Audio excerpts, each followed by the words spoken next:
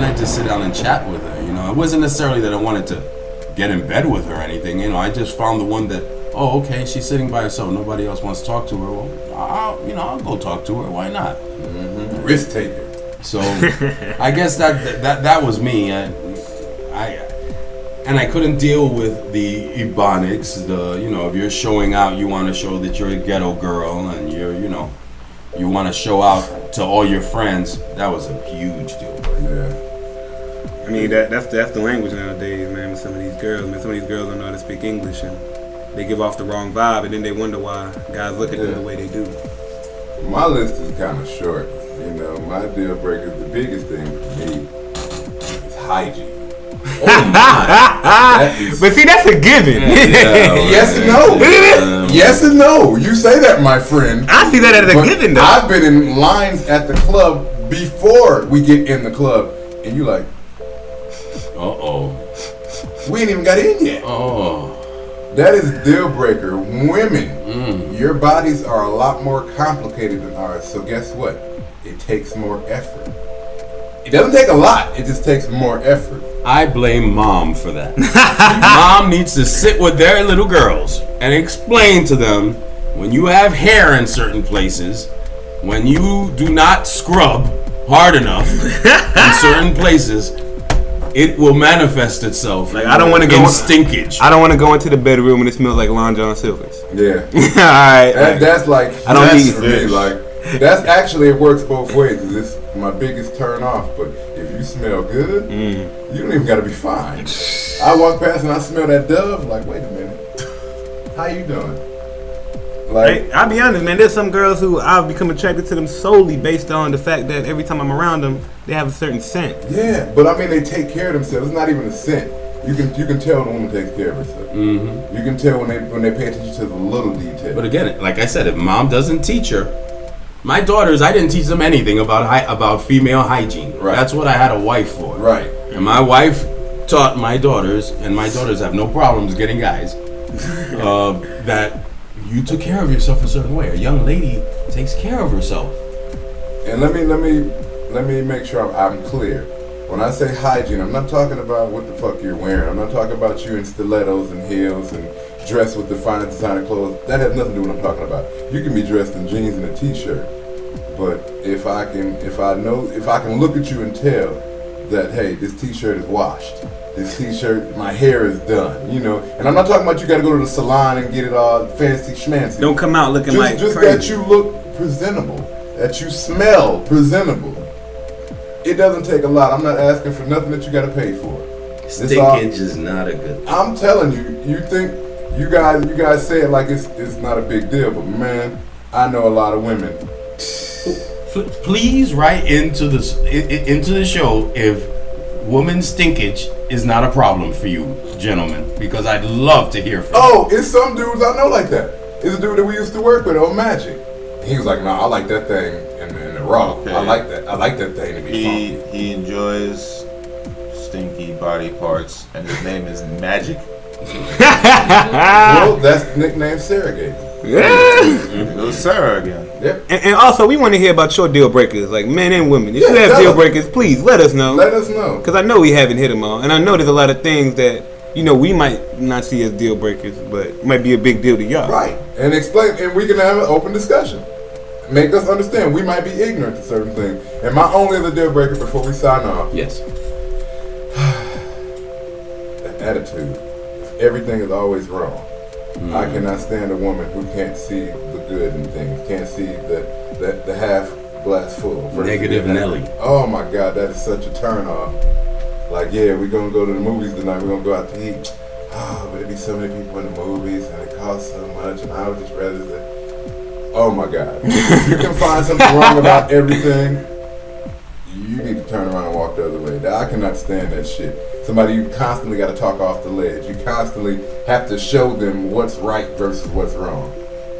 Everybody has bad days, and that's understandable. But when that shit is every day, relentless. Oh my God! Everything, the first thing you think is something negative or something is wrong. That is a fucking turn on. Yeah. Because I'm a fun person. Life is hard enough as it is. Yeah. I try to make the best out of everything. If I'm constantly having to amp you up and motivate you and tell you why it's good that you're alive. Keep it from committing suicide. Come on, man. So that's it. We have 50 minutes. Keep work for ourselves, but it's cool because these are issues we need to discuss, and we love y'all. Ladies, we love y'all ultimately. I'm sure the fellas agree that if we could, we would love the world. Oh, definitely. Oh yes, and ladies, we'd love for you to come on. Unlike Sarah, who didn't show up, we'd love for you to come on and give us your perspective because we know there's a lot of testosterone around this table. There's a lot that goes into it, and we are not biased. The truth be told, we just speak off our experience, and that's all we can go off. We can't speak for the women because we're not women. So holla at us. And I'm Scott Baker. I'm gonna sign off and leave it to the fellas. Okay, I'll end it with a wolf's howl. I guess I'll say Is this wolf shot or? Cause you get your howl is kind of. it's rainy. There's no light on me. I'm still trying to get over the rabbit. So I guess I thought wolves love the rabbits. I said wolves love them. I was gonna say something, but I caught myself in a.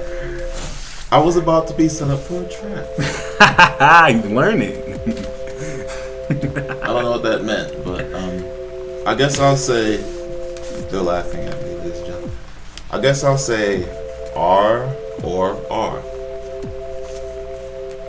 Rabbit or relationship. Wow. I hear that. That's pretty cut and dry. That's wolf vernacular. I like it. Well, I'll sign off saying, ladies, we love you, but please, get some friends who got some demeanor to themselves that's gonna help you instead of hurt you. Like my friend Scott said, misery needs company, but the company you keep will make you the most miserable. Damn, was that a Jerry Springer final moment right there? Yeah, I mean, I guess the term for that would be like deep, right? Deep. That was like really deep. I love the term for more. Oh, and for my fellas at the table, the rabbit can be used for good. Just like Lou was saying, he has it all. The rabbit was initially made for an enhancer. Yes. So we've gotten away from that. But just let me let you know from experience, the rabbit is not all bad. When used in the right context. I don't know what that meant. Is there an echo in here? I'm not promoting the rabbit. So, Lou, it's on you, man. Everybody has signed off. We've had a wonderful show. Please excuse my self-made echoes. And that's it. I want to end with some of my pet peeves because these things really matter a lot to me. I don't think that they matter much to anyone else. Maybe I'm underestimating them, but there are certain things that when men approach me, I really have a problem with. I have a problem with men coming up to me and telling me how nice my beard looks or how nice my hair looks. It's not that I'm homophobic. It's not that I'm homophobic. I believe that there's nothing wrong with that, as they might have said on Seinfeld. Not that there's anything wrong with that. But there's definitely something wrong when you come up to me and you tell me how nice my beard looks. Because if you've got an Adam's apple, I got a problem with that. I also have a problem with men who wear a particular team's cap with a team's logo, a shirt, a jersey, whatever. And they wear it primarily not because they follow the team, but because it matches. It matches their clothes. Excuse me? I have a big problem with that one. And to you guys who want to wear Yankee, and you see, that's something that I gave up doing when I first moved down here, because in New York City, if you wear a particular cap, that means that's your team. Yes, you know, you follow that. To this day. I mean, I was the only guy in New York City wearing a Jet cap when they were 1-16. And That's a fan. and so, but I found out very early on down here that, you know, I'd see somebody walking around in a Jet cap, and I'm like, hey man, nice cap. What are you talking about? Jets cap? How long you been a Jet fan? I don't really watch football. Okay, get the fuck out of my face. All right? Yes. Speaking on that hygiene thing with women, boots in the summer? No,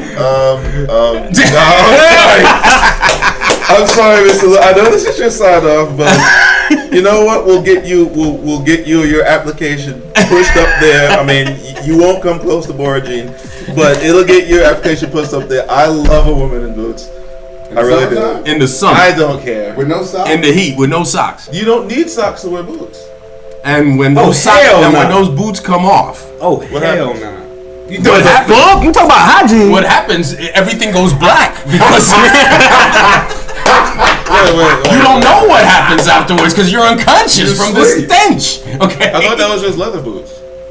Any type of boots. No, we're talking about neat.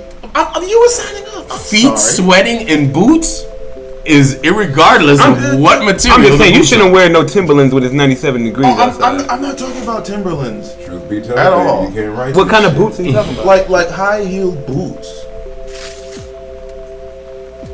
They're blinking at me.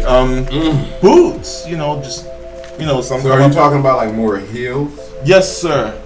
What we're talking I'm about. talking about like boots. work boots, like Oh, that's what you're like talking the about. heavy shit. Timberlands. You know how Uggs. you know those snow boots that they wear? The You know, Ugg like the boots. really furry ones. Those are semi-attractive. I mean, but in 97 In degrees the weather, summertime. in Okay, 90 degree I weather? understand that. Okay. When she takes it I off, understand that. all right, you don't want to be in the same room with her. I spoke out of Okay. line. I'm sorry. Sandals and tennis shoes, ladies. Sandals and tennis shoes. I mean, ladies, they should know what they're doing. I hope they. And so I leave our audience with that. I leave our audience with one question, which was brought up by Anime Man. Is a two-step a dance? That's excellent, and it's actually 4 steps if you can count. We've been through this before, Wolf. It's the same 2 steps repeated. But you see, exactly. Two repeated is 1, 4. 2, repeat. 1, 2, 2 3, steps. 4. The whole because you go You back. just did the breakdown in in the cha-cha slide. All right, you just did the cha-cha riff. I feel like What's I'm a on cha-cha Sesame slide? Street myself. Good job. Ladies and gentlemen, bye. But you see, you go like this.